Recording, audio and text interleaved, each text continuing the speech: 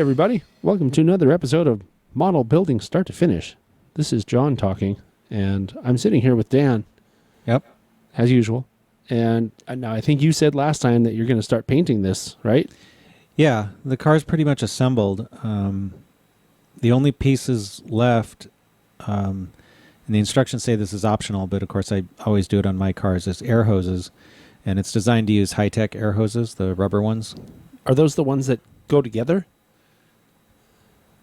You know, the magnetic things? No. Okay. No, these are just cosmetic details. But I know what you're talking about. Yeah, the rubber ones. I remember now, yeah. But I'm not going to put those on until the end when it's already painted, because I think it'll just be easier.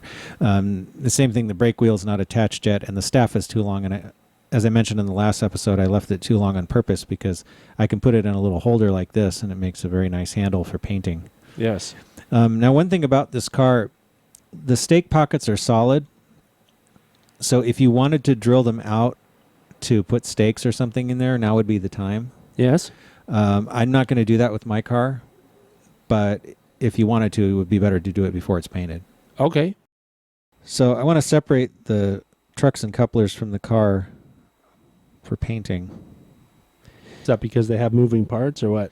Yeah, it's just easier. You know, I never would paint a car with the trucks on it. So I want to remember this little washer was necessary to adjust the coupler height on the A end. Yep. Maybe set it aside in a box or something labeled. Yeah, and even though these trucks should be identical, because I didn't make any modifications or file anything, I'm still going to separate the A end and keep it with the washer just to make sure that I don't have to worry about coupler height problems later. Yeah, but you know you're going to check it again. Of course I will. But still, I just want to keep them separate. Sure. No, I mean, why not make it easy on yourself, right? Because you know it's right now, and if you put that coupler if you put that truck that you just took off on the other end, that might change things. Right. And vice versa, right? The other thing I'm going to do is very carefully, because this has a uncoupling lever on it now, remove the coupler from each coupler box and then screw it back together. And then I can paint it as a unit. Do you need to worry about getting paint inside the coupler box? Or I don't think so, because the opening is so small. I don't think there's really going to be much getting in there. Okay. So I washed the body with some glass cleaner and then rinsed it off. And while it's drying, I figured it was a good time to paint the wheels. And I like to paint wheels with just a little brush and usually use some railroad tie brown. If you want to see the exciting action of Dan washing model parts or whatever, we had an O-scale building, right, the feed store. Yeah. Where one of those chapters had lots of nice washing the parts. It's really exciting. Anyway, the trick here is I just keep the thing spinning. I'm barely moving the brush at all. And just trying to keep the paint off the wheel treads as much as possible. So now that the paint is dry on the wheels, I'm using a little dark brown weathering powder. Just to add another layer of weathering and make them really dead flat. Incidentally, I scratched a little A and a little B with the head of with a pin. Tricky guy. Yeah, so I would know which is which. And now that I've got the wheels painted, I'm going to remove them and set them aside. Somebody watching is wondering why you didn't just paint those outside of the trucks, right? Because I find it easier when I'm painting the wheels to be able to turn it. To be able to spin it. Yeah. So you could have, though, if someone else watching doesn't like that, they could have just taken them out and just done it with a brush. Yeah, that, right? or there's jigs where you can put them in a little holder that's supposed to keep paint off the treads and then spray paint them. But to me, I find that just takes too long. Yeah. I'd rather just do a brush. So I have some isopropyl alcohol on a microbrush, and I'm going to use that to clean the side frames. Oh, you're going to paint those too? Yeah. They're already more or less the right color, but I'm going to paint them anyway. First, I'm priming the model with some Tamiya fine surface primer in a can. It's not necessary to do complete coverage because this is a fairly dark color. Now I'm painting the model with some thinned Testors Boxcar Red acrylic paint, and I used some Windex to thin it.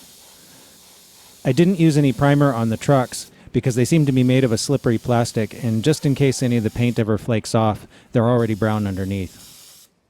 All right, so everything's painted, and on the Flatcar body, I also used some thin microscale microgloss to do a gloss coat. I can see that it's shiny in certain... Yeah. Right there, it's reflecting off the lights. Really nice. Just on the sides. I didn't do the deck because no decals go up there, but it's better to put decals on a glossy surface. Right. And I thinned the microgloss with the same Windex that I used to thin the paint. Okay. The Owl Mountain kit comes with several decal sheets. This is the reporting mark sheet, and I'm going to start with that. And I'm just going to use the regular SP. There's a whole bunch of other ones here for TNO and NWP and some other SP subsidiaries. So that's the SP reporting mark, and then there's also numbers. And unfortunately, I don't have a whole lot of reference material handy, so I'm just going by the lettering guide that's included in the kit and the roster information that's included in the kit. So I'm going to number the car according to the kit anyway. After 1956, they were renumbered with 6-digit numbers, so I'm going to use a 6-digit number, but I'm going to only use the first 3 digits of this particular number, and then I'm going to substitute the last 3 digits of another number, because that makes sense in the roster. So I'm going to actually cut out 2 numbers here and then cut them apart. So I like to dip the decals in water and then set them on piece of plastic. And why is that? Just because if you leave them in the dish with the water, sometimes they'll float off and they'll disappear, especially if you have white decals in a white dish. Oh, that'd be hard to find, huh? Yeah. I use Microscale, Microset, and Microsol to put decals on, and Microset goes under the decal. Microset goes under. Right. Because Microset is a setting solution, or a wetting solution, actually, is what it is. They should have called it Micro Wet. I think that would have been a better name. Well, or you could think of it as it's Microset because you set the decals on top of it. Yeah. If you want to think of it that way. Right. But people get Microset and Microsol confused a lot, and I see people giving wrong information about them, so I just want to make sure we're doing this right. Microset helps the decal get coaxed into position on the model. And according to the lettering diagram, the SP should go down here. So you're really just using the back edge of the blade to position it? Right, it's just a poker. In fact, a slightly dull blade actually works better in this case. I can put a little more Microset to make sure the decal's wet.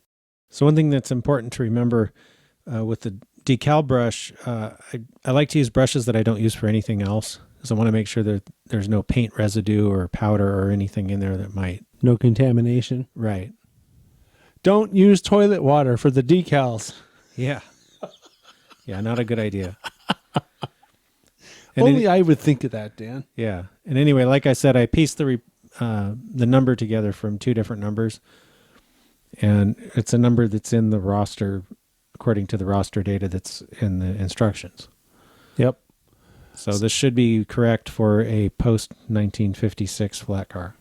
Yeah. And so what we've done here is Dan's going to continue to work on the decals. You know, we're going to take a look at it from across the table, but he's rearranged it there so that he can see better what he's trying to do. Yeah, because it's really hard to do this upside down and backwards. Right? For the camera. Right. So, and the most important thing, Dan, I think that you should talk about at some point will be the application of the Microsol afterwards. Right. Right? Because we already know what the set is for. That's for wetting the area so you can float stuff and move it around if you need to, right? Right. And Microsol is what, well, or should we just come back and talk about it? We can come back and talk about it, but that's what actually makes the decal shrink down onto the paint. Right. Sink in. So, right. So that rivet detail and stuff is still present, right? Right. Right. So one of the difficulties about this kit is I'm having to cut this capacity and load limit data Yeah. up into separate little pieces because of all these bolts on the car and the way the lettering diagram says to place things. Mm-hmm. So you've got, normally you would put these on, like capacity 100,000 would be one decal. I had to cut It would be in a strip, wouldn't it? Yeah, so I had to cut capacity, then 1,000, and then 2 zeros, and then LD, and then LM, and then T125 and 600. Those are all separate pieces. So one of the things the Microset lets you do is re-wet the decals, and then you can scoot them around a little bit. Yeah. To try to line these things up. And it's, I do a lot of looking at it from the side, like from the end, sighting down it to see if they're straight. Yep. And because of the stake pockets and everything on this car, even that's a little difficult to see. But basically, you don't put the Microsol on until you're really sure that they're where they need to be. Right, because once that goes on, you're done. Yeah, you don't want to move it after that. You don't want to try to move it after that. So I put all the decals on that need to go on according to the lettering diagram. Uh-huh. You're satisfied with where they are?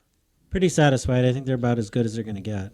So now I'm going to start putting some Microsol on. Microsol is S-O-L. Right. It's the one with the red writing on the bottle. Microset has the blue writing. And the first time I put it on, I touch it very lightly.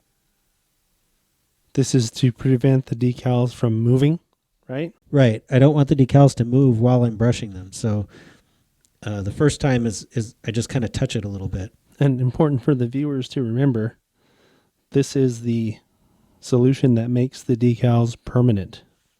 Right. So if you see any spots where the decals are draped over the details rather than conforming to the details, or you see any silvering or any of that, you can apply more Microsol. Sometimes you have to hold the thing up to the light to be able to see those little spots.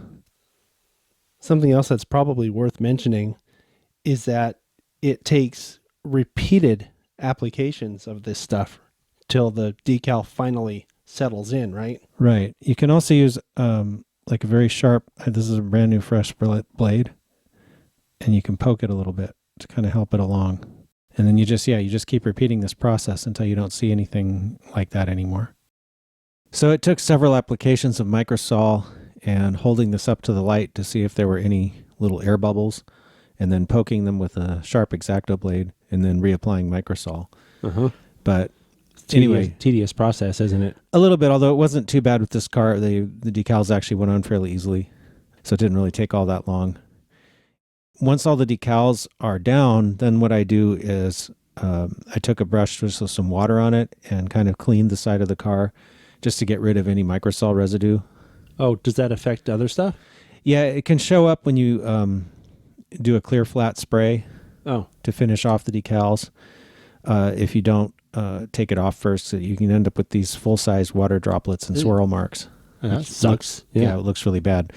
So anyway, once that's off, then I dry the car, and then what I just did to it just a few minutes ago off camera was give it a clear flat spray. Also, what we were commonly referred to on this channel as dull coat. Right. In this case, I used Tamiya clear flat, but dull coat works just as well. Dull coat's a tester's Dull coat is by one, testers, yeah. The only thing I would say about that is to avoid the clear flat from the hardware store, because that paint tends to be very thick. What is it, some kind of lacquer? Or? I don't know, but it just, anytime I've tried that, it ends up with this really thick, ugly coating of, yeah, it's just bad. You want to keep the paint nice and thin on a model. So use model.